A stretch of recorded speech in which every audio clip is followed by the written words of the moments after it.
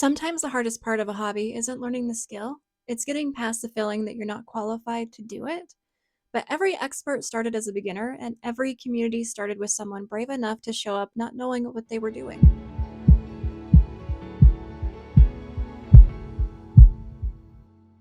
Welcome back to the podcast Life Happens and Then You Die, where Melissa and I talk about all things life, the happy moments, the traumatic moments, the dark secrets that we probably shouldn't share online but do anyway. This week, we're talking about midlife crisis and millennial hobbies, a little bit of a lighter episode. But before we get into that, let's talk about how our week is going. So I've had kind of a crazy week since Friday. So Friday I took my dog Dakota in to the vet and she was just supposed to get shots, but then the doctor was like, "Oh, we should get these lumps." She gets lumps all the time. "We should get these lumps taken care of." So I went home feeling like a bad dog mom because, she has these lumps and, like, okay, we're going to schedule surgery and all these things. And I was also kind of scared because they want to put her under anesthesia for the surgery. And I was like, oh, she's an old dog. She's like 13, 14 years old. So I was just like in this dread all day Friday. And we scheduled her to go in first thing Monday morning. So I had that looming across the whole weekend. Okay. And then on Saturday, I went to prom. Which is just crazy. I like never expected to go to prom at age 38. I was there to film for the DJ. And so I got there before prom started to get like a couple of clips, and then I let him know like, hey, I'll come back around 9:30 because that's when he mentioned that the party will probably actually get started, even though the dance started at 8. So I got back around 9:30 and nobody was dancing. But it took like maybe like 15 more minutes or so for people to really start getting into it. And then it was like you couldn't get people off the dance floor until like it was supposed to end at 11, and 11:10 came and he was like, you can go home. I don't know when we're ending. So I went ahead and left, but I was there for like 2 hours total. And it was a lot of fun, but there were some interesting things that I learned because I didn't realize how much millennial music gets played at Gen Z dances. And that's what they want, is the millennial music. Hardly a single modern song. Like I was thinking they're going to play like Sabrina Carpenter and like all this stuff. No, no. Like, and the most requested song, because I was asking people on camera, I was like, what do you hope the DJ plays tonight? 2 people both said Justin Bieber, Baby. They were like, I just have to hear that song. Like, I'm like, wow, really? That's interesting. Yeah. I went to prom when I was 16, and they were playing songs like Walk Like an Egyptian or Girls Just Want to Have Fun, which is kind of funny because those songs were already Oh, old when I really? was young. So it's wild to me that they're now at the point where people are going to prom and dancing to music from the 90s. So apparently every generation gets their turn to discover the soundtrack of someone else's youth, which is kind of cool. I don't know. I don't remember what they played at my prom. We just had senior prom, so like only seniors could go. And I don't even remember being at the prom for that long. For me, it was more, or for us at our school, it was more about, you went and you got your pictures, and then you went to dinner, you went to prom for a little bit, and then you took off and went and did something else. Like we were out till 2 a.m. bowling. So I don't know. I don't remember a single song that they played. I don't remember. It was my date's prom that he invited me to, and it was kind of terrible. We did Mm-hmm. dinner beforehand, and he couldn't afford it, so he ate, and I just got to sit there and watch him eat. Mm-hmm. And then during the prom, they did a little catwalk thing, so you do an introduction. And he didn't want me to walk with him because Mm-hmm. he wanted to be alone and show off his suit. And then we didn't even dance at all, so it was not Oh. fun. Oh my gosh. That's terrible. We went to a terrible restaurant. I mean, I went to prom in Seattle, okay? And the high school, we didn't have the prom at the high school, which the prom I went to this Saturday was at the high school, in the high school gym. Okay. We rented a place out for our prom on Alki Beach in Seattle. And now I don't remember where I'm going with this story, but what you oh, we went to a terrible restaurant. Like, we could have gone somewhere really nice in Seattle, and we went to this really terrible restaurant, like that I think closed down within like 6 months after us having eaten there. I was like, why are we at this restaurant? It's terrible. So but other than that, everything else was really nice. Like, the location was really beautiful, and we had fun bowling afterwards, and yeah. So I want to pose a random question to our audience while we're on this Okay. topic. I don't know anyone that's had like the best prom ever. Everyone I've talked to has had something go wrong or something weird. So if you've had a good experience or a weird one or anything you went to prom and you want to talk about it, let us know. Yeah. The other thing I will say was different with this prom that I went to. When I went to prom, it was like you were like grinding on your date and like dancing with your date, right? I don't know if any of these people were on a date because they were just mosh pitting in the center of like the where they had all the lights going, and it was like a bunch of guys moshing together, and then a bunch of girls would like come up and like mosh, and then they would like all disperse. But I don't think I even saw like hardly a single person on like an actual date. I was like, y'all don't have a partner you want to dance with? And when they only played two slow songs, and when they played them, like maybe three couples would dance and everybody else would just play tag. I was like, what is going on? They're just playing tag. I don't, and okay, we live in a very religious area, okay? So I don't know if this is like a country nationwide thing that kids just play tag during the slow songs, or if this is a Mormon LDS thing.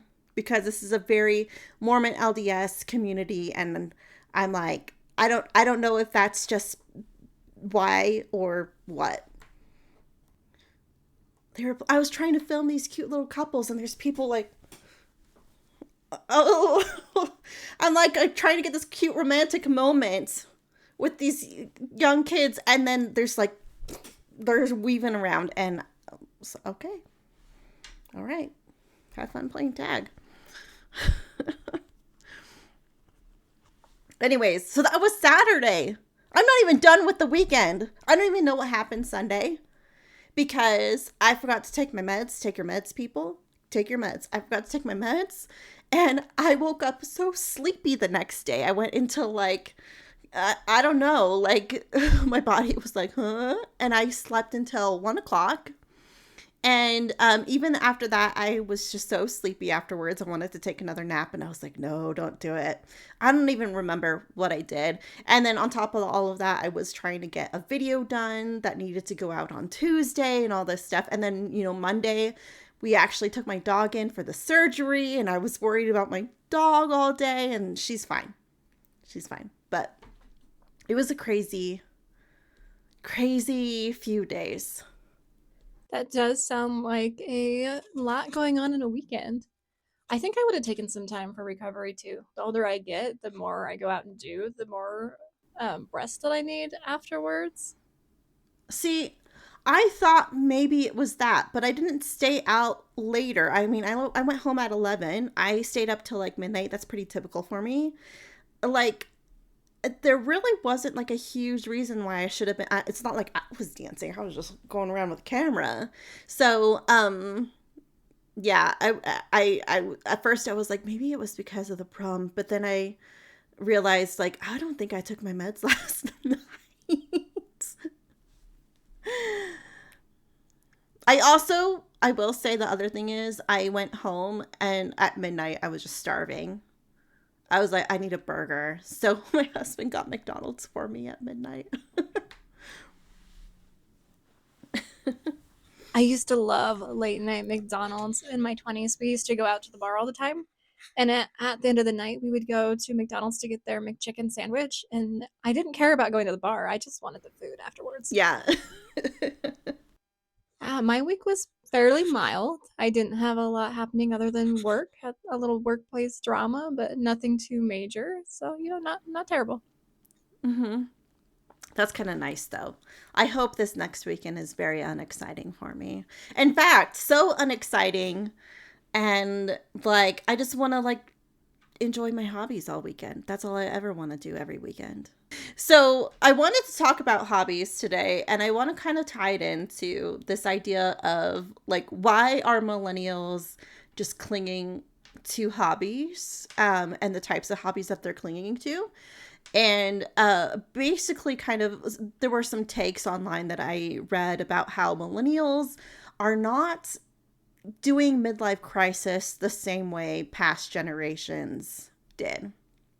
So I'm going to pose a question to you, Jessica. If you were to describe what in your mind a midlife crisis looks like based off of what you saw from the generations before us, what would you say it was? Moo. When I think of a midlife crisis, I think of these big life changing moments. Like somebody wakes up one morning and realizes they're not fulfilled, and suddenly they're thinking, I need to do something different with my life. Maybe they go out and buy that new sports car they've always wanted. Maybe it's a motorcycle, or they finally get that tattoo that they've been talking about for 20 years. Or they could quit their job, switch careers, or pack everything up and move across the country. Yeah. At least that's always been my perception of a midlife crisis. Yeah, so I'm gonna add to that. Like, I kind of think of like the guy who's like cheating on his wife, and he goes out and buys a car and like gets fit, and then like, next thing he's living with the second family, the other family, and you're left by yourself or something. And like, I really think it all comes from a place where generations before us had a lot of stability and it was boring. It was restless. It was they're kind of in this midlife giving into impulse of like, I never got to do this or never got to do that, and I want to have that now. I think a part of that is the economy is just different now. When we were growing up, the stereotype was that somebody hit a midlife crisis and responded by making some big materialistic purchase because they had the money and the stability to do it. Now it feels like a lot of people are just trying to afford groceries, rent, and maybe a vacation once a year. Homeownership rates for millennials have generally lagged behind previous generations at the same age, and housing costs have climbed a lot faster than incomes in many places. So maybe the feeling is still out there, but these days our version of a midlife crisis usually comes with a much smaller budget.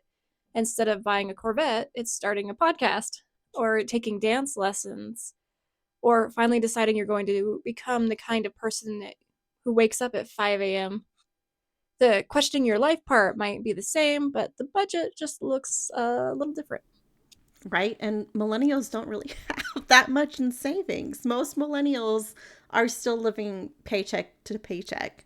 Yeah, and maybe that's why it looks different for every generation. The underlying question is probably the same. Am I happy with my life, and what do I want the next chapter to look like? The answer just reflects the circumstances people are living in at the time. Yeah. Yeah. And I feel like the other thing is we've been kind of living in crisis for so long as millennials.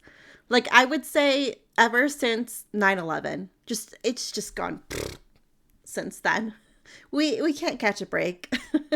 It does feel like we've lived through a lot of major events: 9/11, the Great Recession, wars, a global pandemic, rapid technology changes. Social media has completely changed how we interact with each other. Sometimes it feels like every time we find our footing, the universe is like, hold up, I have more chaos for you. Yeah, I think it's two recessions and so much other like political upheaval and world events and wars, and yeah, it's been a little bit crazy. Yeah, and I wonder if that's where the hobby piece comes in. Maybe our version of a midlife crisis isn't buying a sports car. Maybe it's looking for things that help us slow down and feel grounded and reconnect with ourselves a little bit. I don't know if it's a distraction from everything going on or if it's more about creating some stability in a world that always seems to be changing. But I do think there's something comforting about having a thing that's just yours. No pressure, no expectations, just something you enjoy.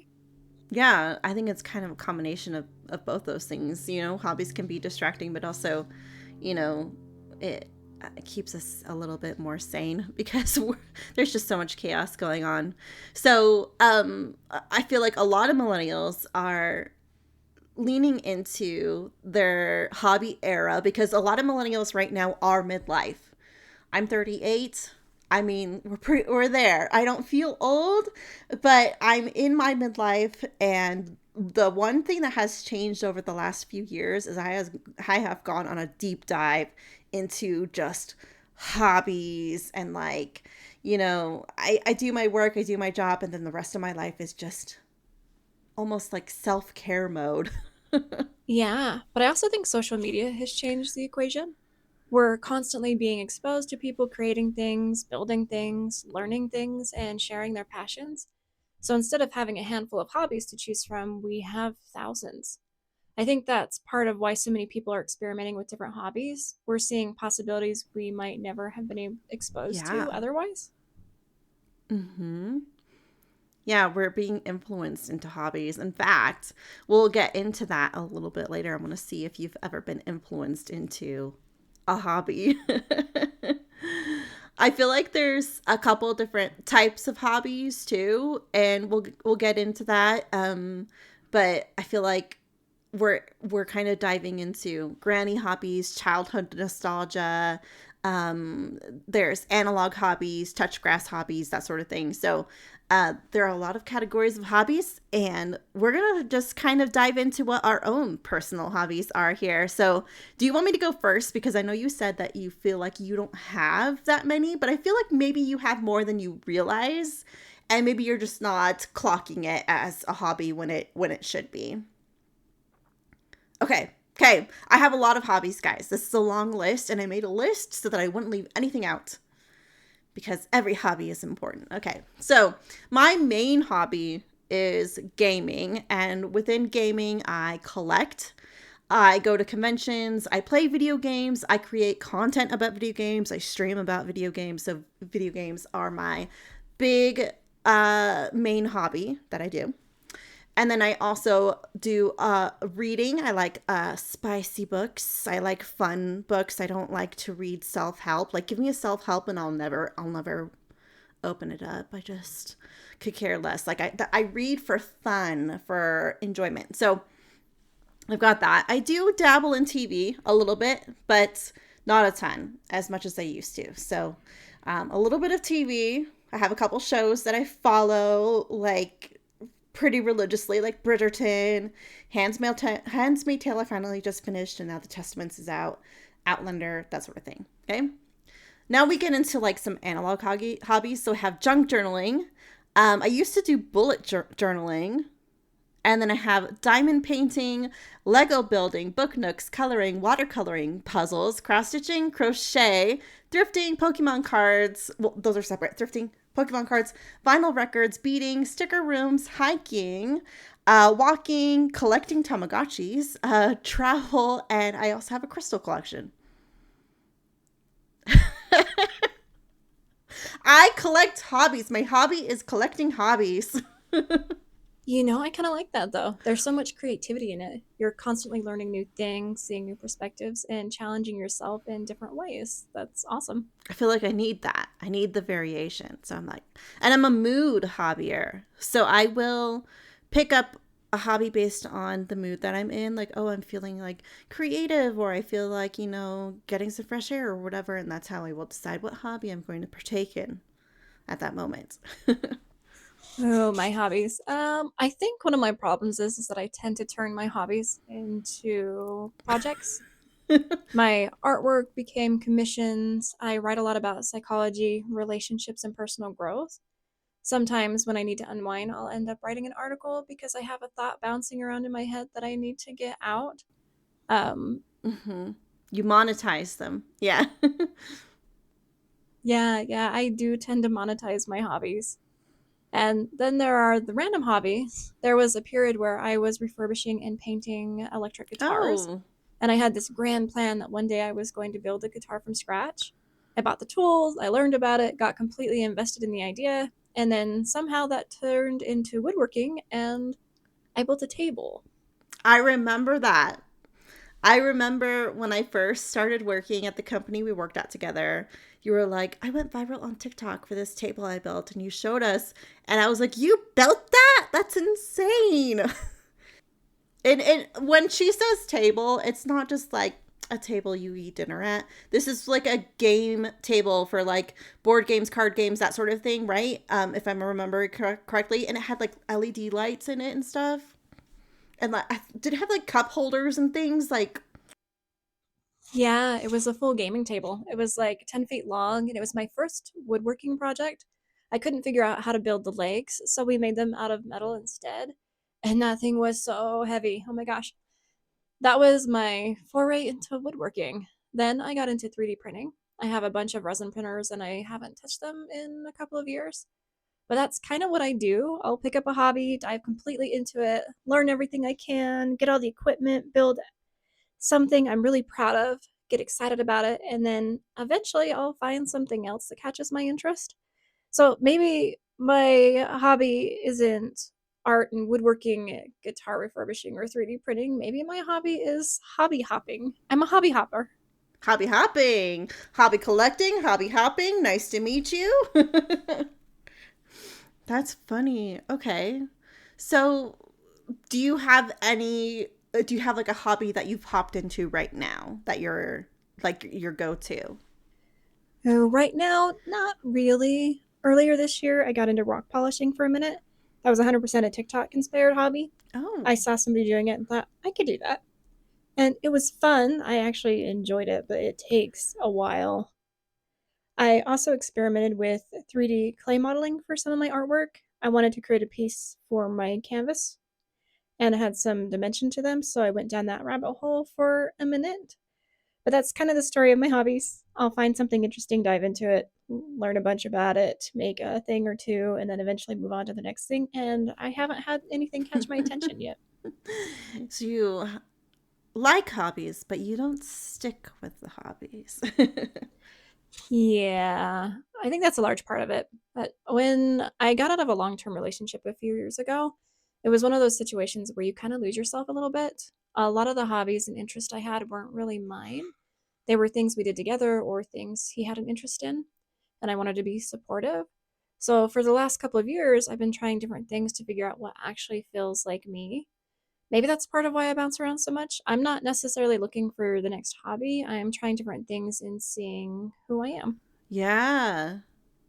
That makes that makes total sense. And actually, like if we want to tie in a little bit more trauma on my end, I feel like for me, when I started getting into all of these hobbies was actually after losing our son because I went into this phase of, well, I'm no longer living my life for getting pregnant. Like I would avoid so many things on the off chance that I would get pregnant. So no hot tubs, being careful about sandwich meat, even like just crazy things that you wouldn't even think of that you shouldn't do while you're pregnant. So just in case I'm pregnant, I'm not going to do these things. So living my life like that for 7 years, and then finally switching gears into living life to the fullest in honor of my son.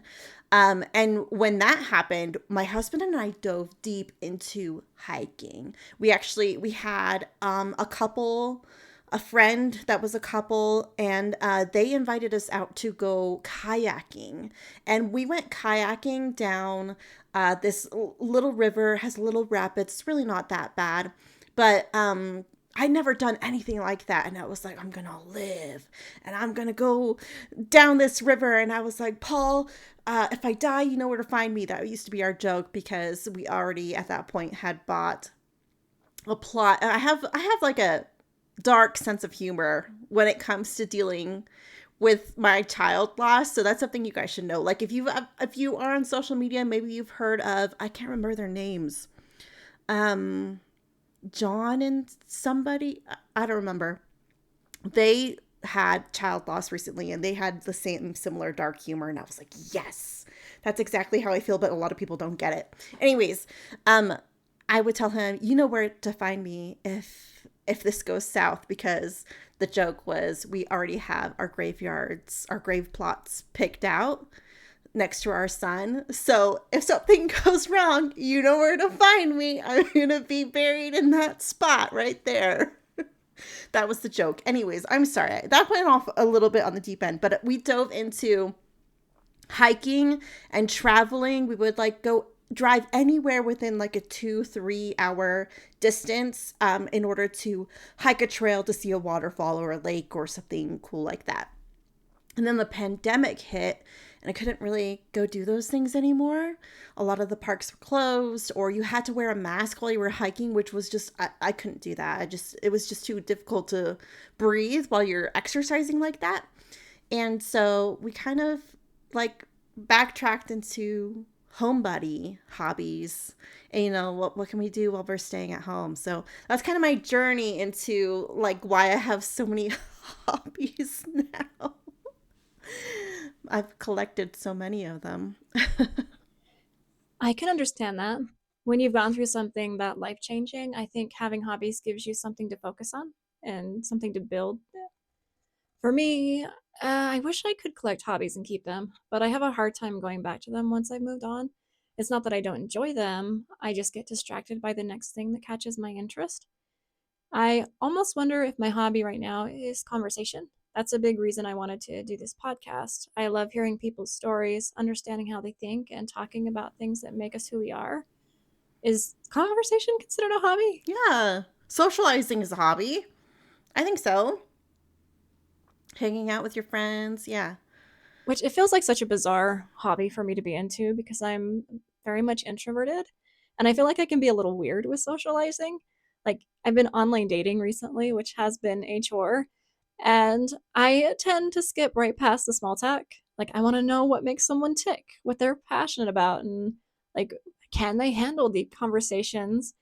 And I'm like over here, tell me about your childhood. What motivates you? What are you looking for out of life? And a lot of the response is like, "Ma'am, we've just matched 5 minutes ago. Calm down." Like, no, no, let's unpack this. Come on, let's get into it. And most of the conversations end up dying down. Yeah. You want to have like more authentic conversations too. I also Yeah. think the pursuit of knowledge is a hobby that I've picked up too. I think Mm-hmm. I can count that. Like whether it's psychology or relationships or some completely random topic that I just stumble across. I just like learning new things and how they work and the thought behind it. I mean, you're learning Irish, aren't you, right now? That's a hobby. You're doing that for fun. You're doing that for your own self improvement. Hobbies don't always have to be like, oh, this is just something fun I do. It can also be something self development. I mean, even your skincare can be a hobby. Like, I've like deep dived into skincare too recently. I should have put that on my hobbies. And I have like I think I'm up to like 7 or 8 step skincare routine. So, I think I need to incorporate that into my list of hobbies, at least in my list of self care, because I do not focus on skincare. And the older I get, the more it's necessary. But I do have a question for you. Is there a hobby that you haven't tried that you really want to put on your list? okay. Okay. Yes, yes, yes. I have a list. I'm a list person. I've got a list. Okay. So, one hobby, okay, we're going to start with the first one is baking because I used to love baking as a kid. Would help my mom bake all the time, and she had this chocolate chip cookie recipe that I think she just got off the back of the Nestle bag, and it would always turn out amazing. We lived in California at the time. I cannot get a chocolate chip cookie to work in any other state. It drives me nuts. So we went from California to Washington State. My mom gave up on baking her cookies because they never turned out the same. And when I moved to Idaho, I had the same experience. I tried so hard to bake the perfect chocolate chip. I'm a cookie snob, okay? These have to be perfect, and they always turn out wrong. Always. And I'm like, I'm not bad at baking. It's just the elevation is so different. It just doesn't work. It doesn't work. And I feel like also the ingredients are not the same as they used to be. The quality of the ingredients. So I want to get into baking, but I'm just so picky about it and hard on myself about like if I get something wrong, or, if it doesn't come out right. So I feel like maybe baking might be a toxic, like, hobby for me. Like, maybe I shouldn't go there because I've tried so many times.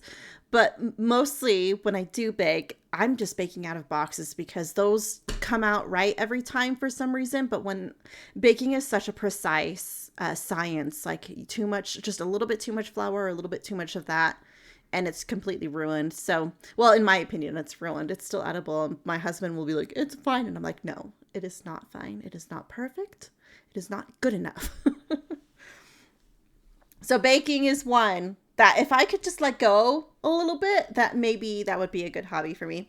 The other one is embroidery, because I do a lot of cross stitching, but I've never done embroidery, and it's a totally different type of stitching.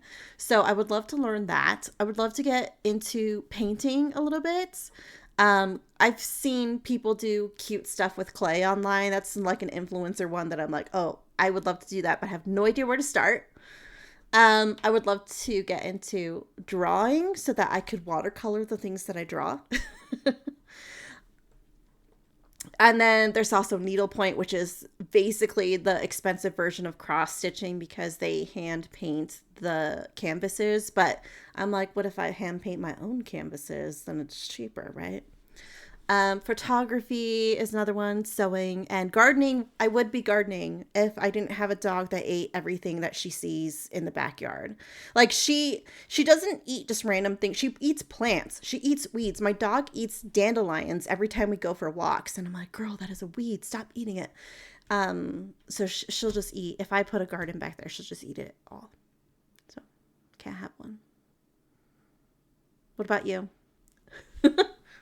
I think I want to add traveling as a hobby, I think. Yes. I have this bucket list built around food and trying different things Okay, across the yeah. country or around the world. And I just love the idea of being able to explore different communities. You should start with just easy day trips. Like pick a day and like had somewhere within like 2 hours of you, and then come back. I mean, that's what I would do. Start easy and just build the habit, and then you'll be like excited to do more. I would love to do that. And I don't really have a problem going out and eating by myself. That part Mm-hmm. doesn't bother me. It's more the motivation and the funds, but mostly the funds. Yeah, funds is the other big thing. I would travel a lot more if I had the funds. Um, But speaking of hobbies, there's this creator I follow on Facebook, and I don't even remember her name, and I feel so terrible. But she makes these tiny miniature sets, like That's incredibly so detailed, realistic fun. little scenes, and I can lose an embarrassingly amount of time watching those videos. But she's making it herself. Okay. Because those kind of miniature things are really popular right now. You get like book nooks and things, and I have a few of those. But they come with all the supplies, and you just follow the instructions and put them together. But she's making them from scratch, right? Okay. Yeah, she'll take the most random stuff like bottle caps and little pieces of wood and plastic, basically things most Uh-huh. people would throw away, and she'll turn them into these incredibly detailed miniature scenes. One of them was this tiny insane asylum. It had a little bedpan and all these tiny little details. And instead of using people, she decided to create her own spider miniatures, which is super creative, and I definitely don't do horror, so not for me. Spiders, no thank you. But it was such a cool idea. The amount of detail she puts into everything is amazing. It also makes me want to really get into tiny paintings. Yeah. Ooh, that would be. I've seen some people on TikTok that will do like a little maybe like 1 by 1 inch, and they will put it up on like a little tripody thing on a little thing, and they will paint whatever is behind it. So, and just they keep going until it blends straight into the background. And so from the camera that's recording, you can't even see the little piece of art that they did. It just blends right into the background. That's so crazy cool. Like that, you would be good at that. I say, oh, painting, and I'm like, it's gonna have to be abstract because I can't paint real things. Yeah. Oh yeah, we can do a painting lesson. Yeah, I actually do have an abstract painting in my hallway that I painted. I grabbed like this big canvas from the thrift store and I just like painted over it. It was just like some ugly landscape or something. And I painted over it and it's been in my hallway for a few like years. So, Oh, that reminds me of a trend I saw where people were going to thrift stores and buying old paintings, and then they would add their own characters to it, which I thought was interesting. yeah.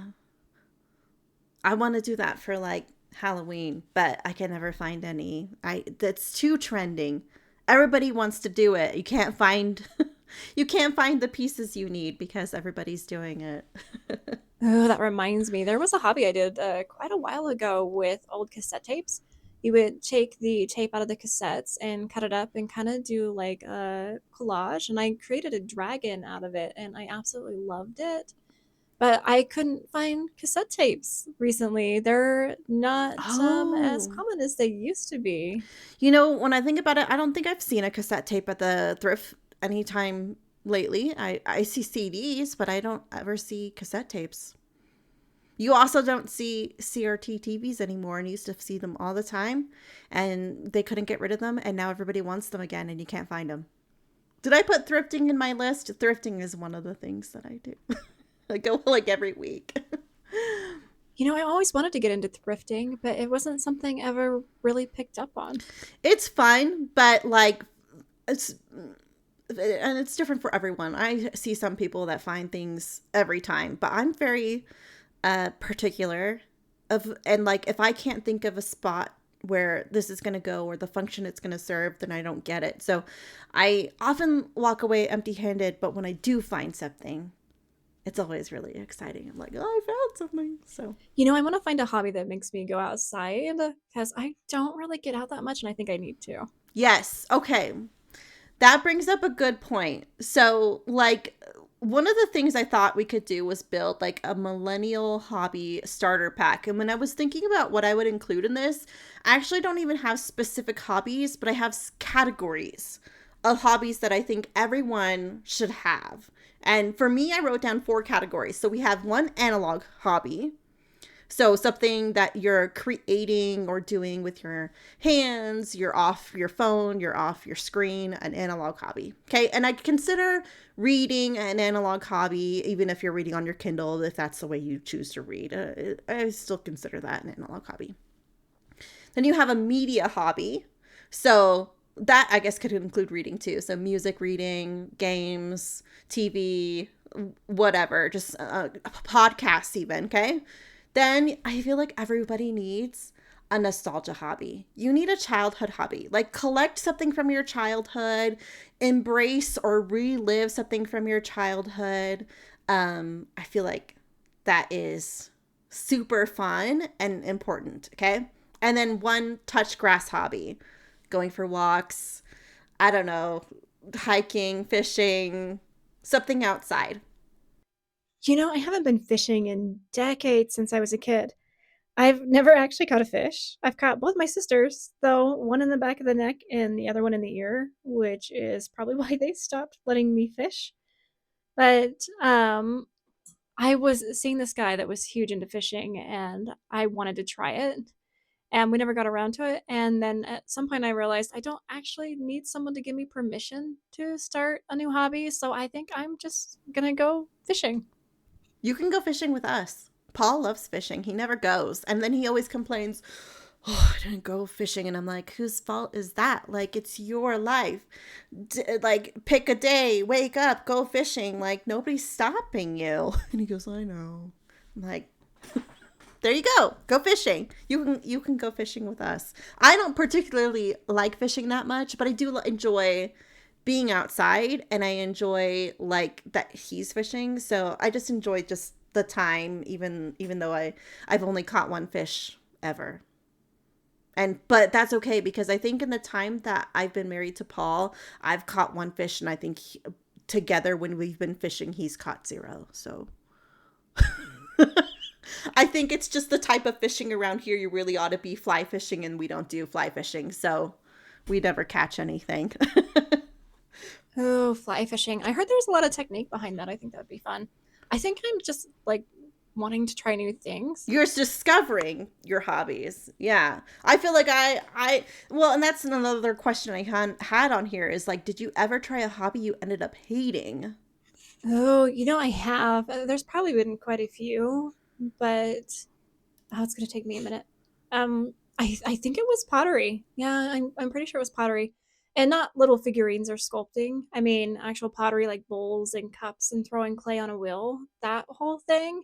And I have a tendency to buy all the supplies and before I really start something. And I realized clay was a lot harder work than it looks. And I think I tried it when I was like 17 or 18, and I just couldn't Oh. get it. Nothing worked right, and I don't think I had a patience or very much patience back then. I've learned a lot more patience through artwork over the years, so maybe I'd have a different experience now, but I don't think I'd really go back into pottery. Yeah. Huh. I don't think I've ever had a hobby that I've tried that I ended up hating. I've been a fan of other people's hobbies, like a huge supporter on things that they want to do, but there's some things that I don't have a lot of interest in? Right? Yeah. Like I'm like, yeah, that sounds great for you. I would never do that myself. Is there a hobby or a couple hobbies that you think like anybody could do or like everyone should do? Oh, you go first. I'm gonna have to think about that one. Okay, reading. And I know there's going to be people who are like, "Well, I hate reading." And I'm like, "But you reading doesn't always mean like reading a book or and it's not always a novel or fiction or nonfiction. It can also be magazines, reading articles online about other things that you like. So I feel like reading is just important to do to kind of gain more perspective in the world and, you know, learn new things. I think, and you can get that from any kind of anything you read. So, reading. And I think in that same vein, there's always audio that you can listen to Yes. learn. Yeah. Yeah.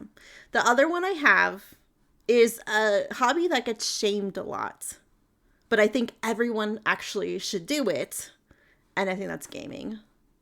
Because I think people a lot of times will say, "Well, I'm not a gamer," and then I'm like, "You're playing solitaire on your phone. That's a video game. You're gaming right now." Or like simple puzzle games, like even the New York Times has those little games in their browser that you can play. Those are games, you guys. That's what gaming is. I feel like a lot of people shame gaming or because they don't understand that there is so much variety to gaming and they just have it in their head, well, gaming equals like Call of Duty or Fortnite or whatever. But there's puzzle games, there's narrative games. I played a game last week that was a 1 hour long game that left me in tears. It was like a piece of art. It was absolutely gorgeous and it had a heartfelt story and I was crying at the end of it. And I came into my husband's office and I was like, "Oh, the game made me cry." He's like, "It's okay."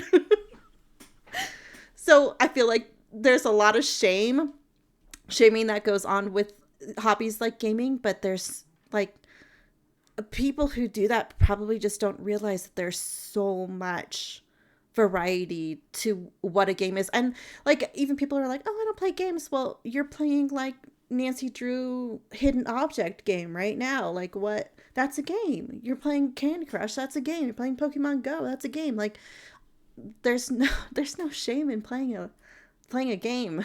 There are a lot of people outside of gaming who don't see it as a hobby at all. And then there are people inside the hobby who can be really gatekeepy about it. And I think that's true of a lot of hobbies, really.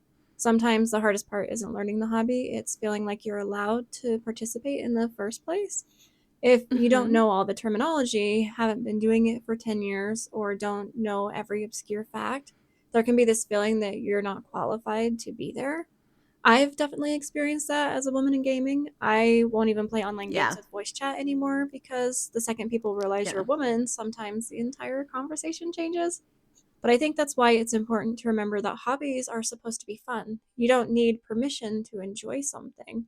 If you have a hobby you love, don't let somebody shame you out of it just because you're new, doing it differently, or not taking it as Yeah. seriously as they are. Yeah. Unless you're harming people. No. Yeah. Enjoy your hobbies. Okay, I kind of want to jump into a segment that is gonna I'm gonna call it "Would You Try It?" Hobby Edition. So I have a hobby randomizer, and we're just gonna see what hobbies come up, and then we're gonna ask ourselves, "Will we try this hobby?" And I was testing this earlier, and some of these hobbies I was like, I don't even know what this is, so I had to look them up. Okay, so okay, the first one's easy: creative writing. You do that. I do that a little bit. Yeah. Okay. Easy peasy. Let's see if we. Okay. Role playing games. So I think we're talking like Dungeons and Dragons. Have you ever done that? I did. I did a 2-year campaign a while ago. A 2 year campaign? How does that work? Well, we tried to get together once a week, but life got in the way, so it ended up being more like once a month. So you basically get together with a group. Everyone has their own character, and then the dungeon master guides the story. It's kind of like a giant collaborative choose your own adventure where everyone helps shape what happens next. And there are definitely different kinds of players. You have the people who fully become their character and really get into the role playing side of it. Then you have people who love the strategy and figuring out the best way to build their character and going with the min max opportunities with their skills. I was kind of in the middle. My character was pretty quiet and sarcastic, so I could have fun with the role playing without having to really be the center of attention. I actually liked watching everybody else's creativity. Someone would come up with a crazy idea and someone else would just build on it, and before you know it, the whole group was off on an adventure that the DM did not plan. I've I've never played Dungeons and Dragons, right? I would love to try. Like I think it sounds like so much fun to like just get in a group with somebody and just try it for the first time. And I just think it's a fun way to socialize and to, you're playing a game, you're with friends. I don't know. I just think it sounds like fun. I think there's a lot of stigma around D&D. People hear about it and immediately picture a bunch of hardcore fantasy fans speaking in a different language. And I was skeptical at first too, but once I actually played, I realized it wasn't really about the game. It was about the people. If you're with a group that makes you feel comfortable, it's surprisingly easy to let your guard down and be a little nerdy and enjoy yourself. There's something refreshing about that. And as adults, we spend so much time worrying about being productive or looking silly that we forget how fun it can be just to play. It's just like any other game night. The group really makes the difference. Okay. Should we randomize to the next one? Oh, this one's boring. Fitness. I hate this. Walks and hiking, yes, but there's been times when I've been into fitness, and right now is not one of those times. I think I would. I don't always have the best experience when I'm trying something new by myself, especially like going to the gym. And I know most people aren't paying attention to you as much as you think they are, but it can still feel intimidating walking into a space where everyone seems to know what they're doing. I remember going to the gym with this guy who was really into fitness. He was there like 2 hours a day and knew how to use every machine and all the routines. But he was incredibly patient and supportive when we went.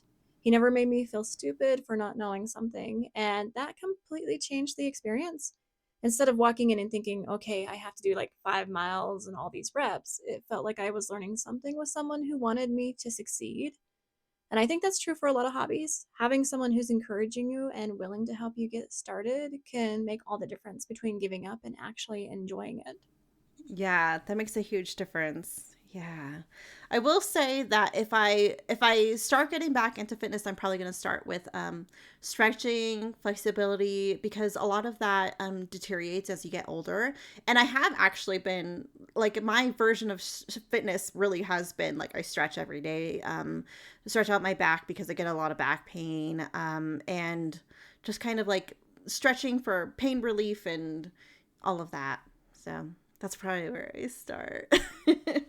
And walking. I walk my dog every day, but Ooh, that gives me an idea for another category too. I know you mentioned the touch grass category, but I think there are hobbies that are specifically for your health.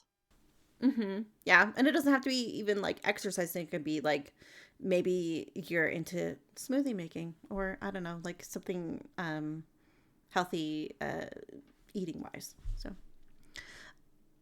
yeah, meal prepping. Yes, cooking is a great hobby.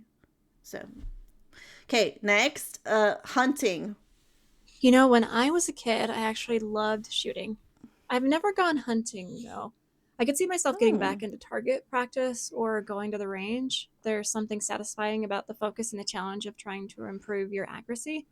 But hunting, I don't think that one's for me. I don't think I could actually bring myself to kill something.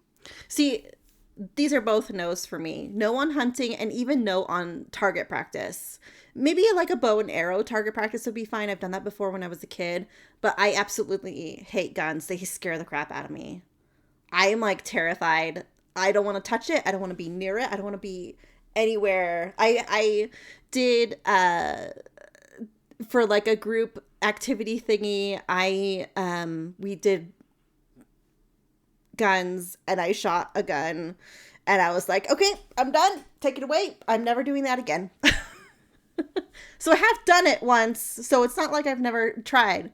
It's not for me. It's not for me. Too stressful, I think, because I'm one of those people that I my mind goes into the worst case scenario. Like I'm like, what if somebody crashes into me right now? What if while I'm doing the dishes, I cut myself and nobody's here and I can't get myself to the hospital? So like I am one of those people that like those scenarios just pop into your head. Like I'm out swimming with my nieces. What if one of them drowns? Like I just can't do it. So guns are an absolute no for me. For my mental health, it's just not happening. Yeah, I think you need a certain level of training and confidence to handle a gun safely. I haven't touched one as an adult. When I was a kid, though, I used to do target practice. I'd set up clothespins on a clothesline and try to shoot them off. The last time I ever shot a gun, I was aiming at the clothespins and completely ignored that my stepdad's truck was parked behind it. So let's just say I got more than the clothespins. And that was the day my target practice career came to an end. I was quickly banned from that.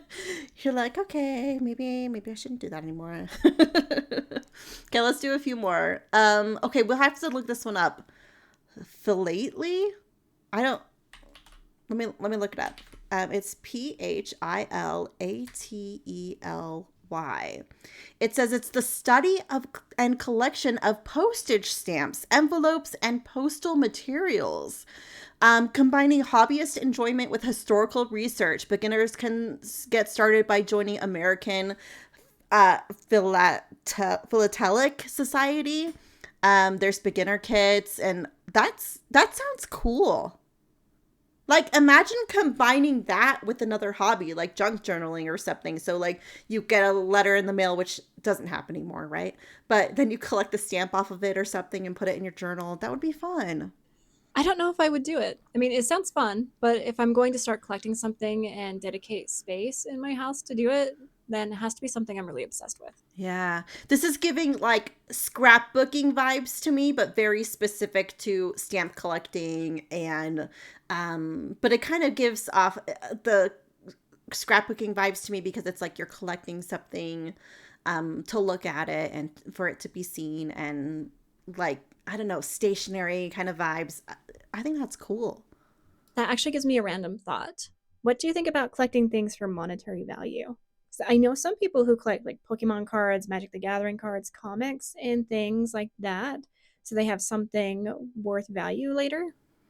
Like in the 90s when people were like, get the beanie babies, not because they wanted them, but because they were going to be worth so much money, which they weren't. Pokemon cards is different because they are actually worth a lot of money. But yeah, I I don't understand that either, but I collect because it brings me joy, not for the value that it has. Yeah. Let's do another one. Tea bag collecting. I've never heard of anybody doing that. I kind of want to like Google this one too, just so we could like visually see what this looks like for other people. Oh, wow. This person has like binders, like Pokemon card binders, like card binders, but with tea bags. Wow. I've never heard of that. Scrapbooking tip for tea lovers. Oh my gosh, wow. Tea bag collectors. There's a whole group on Facebook of tea bag collectors. So if you guys want to get into tea bag collecting, it's there. It's also on Reddit, looks like. You've got some community behind that. Yeah, you can get together and have tea or something. That would be so fun. See, this goes back to scrapbooking. You could tie it back into like, you have a little tea party with your friends and you curate some special tea for them and then you keep those bags and with your memories. Oh my gosh, so much like I love just how some of these hobbies just romanticize everyday things. That's so fun. That's so fun. Okay, let's do a couple more. Kite surfing. What exactly does that mean? Oh, okay, okay. So basically surfing on the water, like windsurfing, but you have like you're attached to a kite, and the kite is what's pulling you. This is a no for me because I'm afraid of falling. I have a fear of falling, so this is too adventurous for me. Uh, I think I might start with like wakeboarding or huh. something smaller at first to see if I like it. I'm not really an adrenaline junkie though. I don't have this overwhelming desire to jump out of a perfectly good plane or anything. I do like trying new things, so maybe in gradual introduction first. See, I don't mind some adrenaline, like go to a scary haunted thing or like a roller coaster, kind of, except for roller coasters just hurt my back. So there's too much pain involved. But I don't like things where I feel like I'm gonna fall, like it's inevitable that I'm gonna fall. Yeah, I don't like that. That's really cool though. Okay, let's do a couple more. We're gonna skip this one because it's travel. We talked about that. Hobby horsing. Have you heard of hobby horsing? Yeah, I have heard about this one. They do competitions, right? Mm-hmm. Yeah, I remember seeing a video of it at our last job. One of the graphic designers showed it to me, and I had no idea it was a thing. Yeah. I mean, basically, you need to have cross country type of sports skills where you're jumping over bars and things. But you have you ever seen, for those of you who don't know what hobby horsing is, have you ever seen those little horses with it's just a wooden stick with the horse's head, like a plush head? Basically, you are riding around on one of those and you are the horse. It's like you are doing that yourself.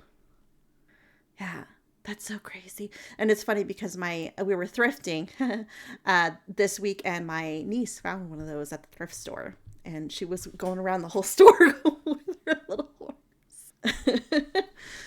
Okay, we'll do one more. This next one is just an easy one. Anybody could do this. Picnicking. I mean, just romanticize your lunch. Take it outside, touch grass. I mean, you could. I've even seen a lot of picnicking is pretty popular in the city where I'm at. You always see people eating at the park, and it's not even always like this curated like picnic in a basket. Like they just go grab like a $5 hot and ready and go eat it at the park. So there's so many levels of like how involved you can get with picnicking. Like go grab McDonald's and grab a blanket and go sit down in the park, or curate this like lovely meal. So you can make it as complex or as easy as you want it. So I do have a final thought on hobbies. I think it's important to recognize that hobbies aren't just things we pick up to pass the time. A lot of them are opportunities to try something new, get out of our comfort zones, meet people, build memories, and learn things about ourselves that we wouldn't have discovered otherwise. And even if a hobby only lasts a few months, I don't think that means it was a waste of time. Maybe it taught you something, maybe it gave you a great story, maybe it helped you through a difficult season in life. I think hobbies are one of the ways we continue to grow as people. They remind us that we're still capable of learning, exploring, and surprising ourselves. And I think that's valuable. Yeah, I look at it as a way of discovering yourself, and that's something that you mentioned earlier was that, you hop from hobby to hobby, and maybe you just don't know what hobby is right for you yet, and maybe you're just a hobby hopper, or maybe that's just where where you're gonna be. But I feel like it's a process of discovering who you are, because a lot of times hobbies are things. I mean, there are group hobbies out there, but a lot of times hobbies are things that are really personal and things that, you do by yourself. And there are things that, um, are very telling about who you are. And, I don't know. I don't know if I'm making any sense, but I feel like it's a way of discovering your own self. And I feel like a lot of people, will end up going through phases in life where they don't put themselves first. And you might reach a point, and maybe it's your midlife crisis, where you realize, I want to put myself first. And how do I do that? And I feel like hobbies is a great way to discover how to put yourself first. I think another thing we didn't really touch on is that hobbies can be a great way to meet people. You can start a hobby completely on your own, but eventually you start finding communities of people who enjoy the same things, and suddenly you have something in common before you've even introduced yourself. Hmm. I think that's especially important if you have a hobby you've been hesitant to talk about because you're worried people will judge you for it. There's probably a whole community of people out there who love the exact same thing. Sometimes hobbies aren't just about the activity, they're about finding your people, getting comfortable being yourself, and realizing you're not nearly as alone as you thought you were. I think you can find just about every hobby on Reddit. So if you have a hobby and you're like, nobody does this and I have no one to talk to about it, look it up on Reddit. There's somebody, I guarantee there's somebody on Reddit who loves doing that, a community that's like, yes, we love this. And that's all they want to talk about. And you can hang out with them. All right, before we wrap up, we want to hear from you. What hobbies have you picked up over the years? What's the weirdest hobby you've ever tried?